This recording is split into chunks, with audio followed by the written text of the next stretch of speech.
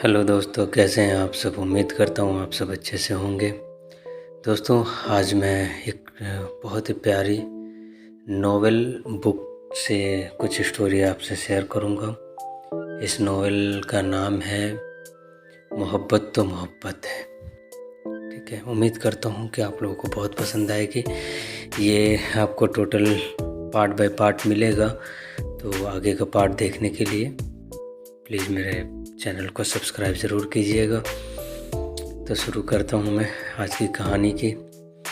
Mumbai Maharashtra, Mumbai science college. वो दौड़ती हुई कैंपस पहुँची। वो रोते हुए कॉलेज कैंपस में चारों तरफ नज़रें दौड़ा रही थी। वो भागते हुए पूरे कॉलेज में किसी को ढूंढने लगी। उसकी आंखों से लगातार आंसू बह रहे थे। चेहरा बिल्कुल रो रोकर लाल पड़ा हुआ। उसकी आंखें लाल हो चुकी थी, जैसे वो 2 रातों से सोई ना हो। उसकी शक्ल कितनी अजीब हो चुकी थी उस दौरान।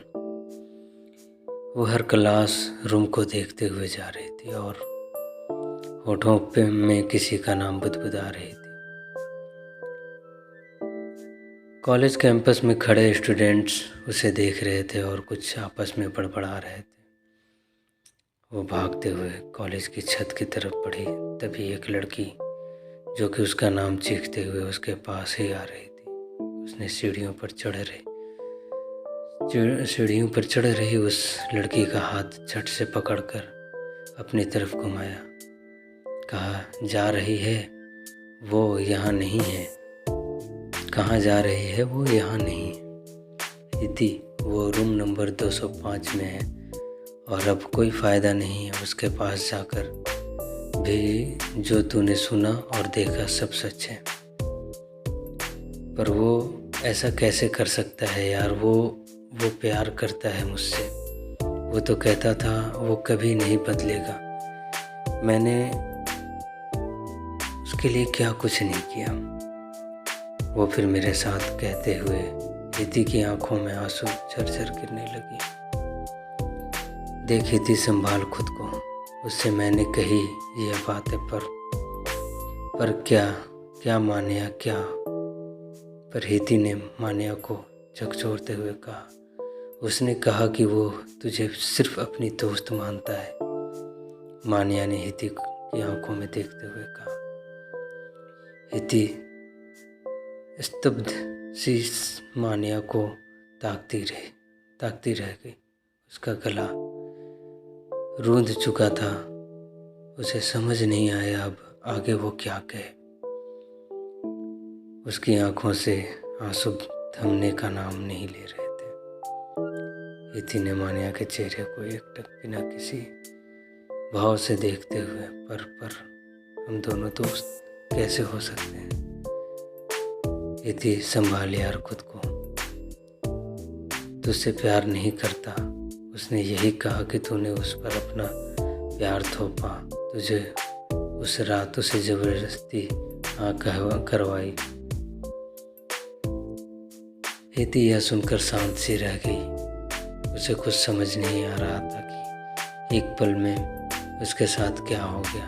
इति की आंखों के सामने अंधेरा छाने लगा। वो वहीं फ्लोर पर बेहोश होकर गिर पड़ी।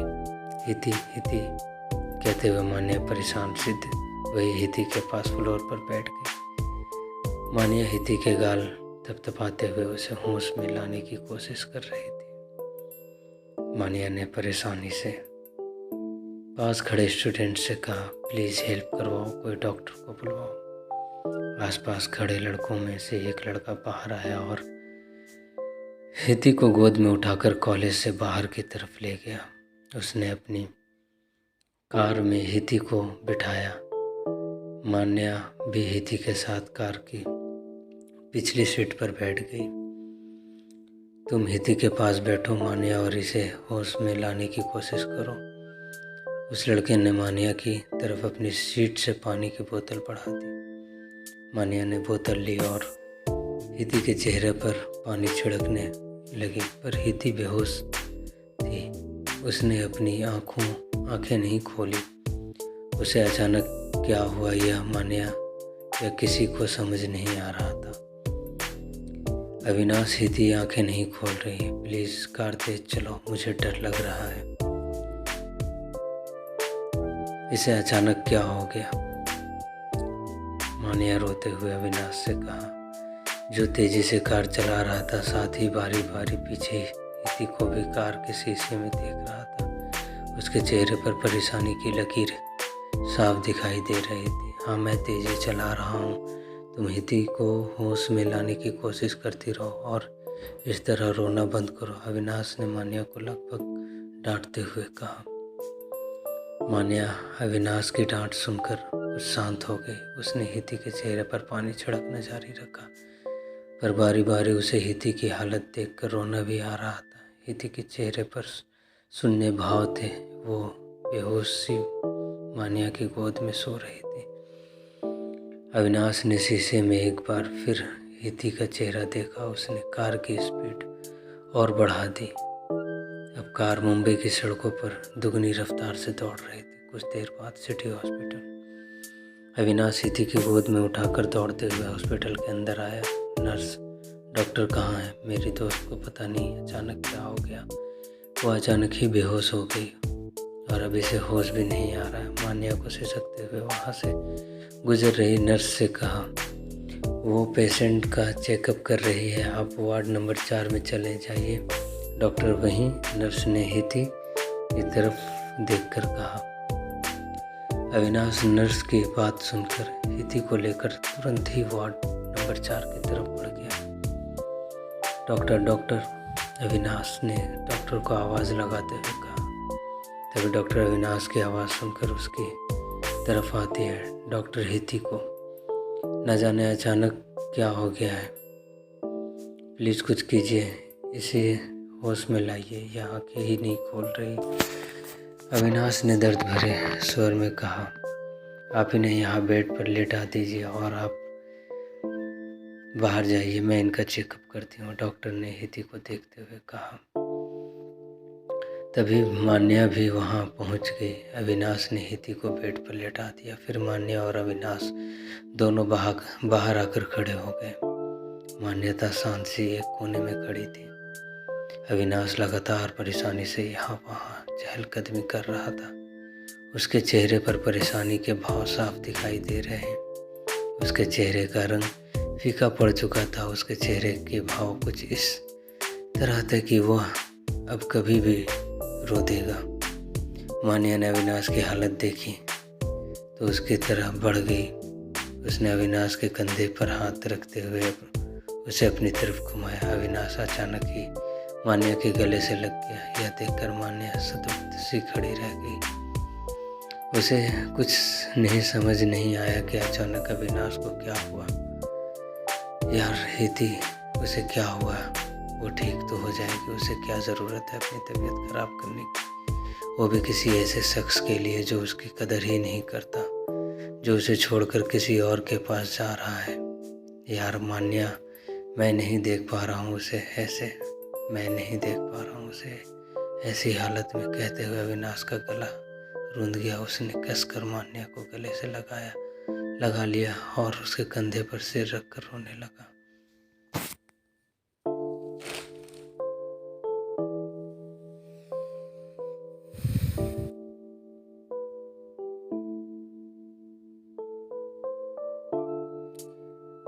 कंधे पर सर रखकर रोने लगा। मान्या अविनाश की बातें सुनकर स्तब्ध रह गई। अविनाश का हिती के लिए परेशान होना और इस तरह बच्चों की तरह रोना उसे समझ नहीं आ रहा था कि अविनाश जो कभी हिती के सामने आता नहीं था, उससे ढंग से बात नहीं करता था, उसे हिती की इतनी फिक्र क्यों? मान्या को अविनाश का यह व्यवहार खल गया। इस वक्त वह मान्या से लिपट कर किसी बच्चे की तरह रो रहा था। तुम मुझसे प्यार करते हो? मान्या ने अचानक ही सवाल किया। अविनाश मान्या का सवाल सुनकर शांत हो गया। वो तुरंत माया से दूर हटकर खड़ा हो गया और यहाँ वहाँ देखने लगा। इधर उधर क्या देख रहे हो? मेरी तरफ देखो और मेरे सवालों का जवाब दो।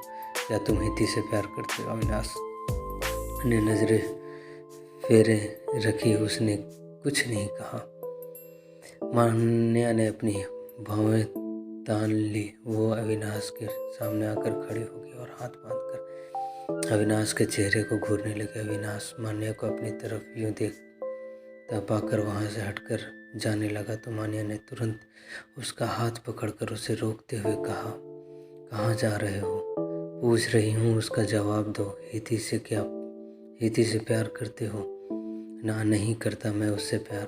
अविनाश ने मान्या की तरफ पलटते हुए सख्त लहजे में कहा। अच्छा, तो फिर आंखों में आंसू क्यों? उसके लिए रो रहे हो क्यों? उसकी इतनी फिक्र जता रहे हो? सच कहो, करते हो ना उससे प्यार? अविनाश ने कुछ नहीं कहा, वह चुपचाप नजरें झुकाए खड़ा रहा।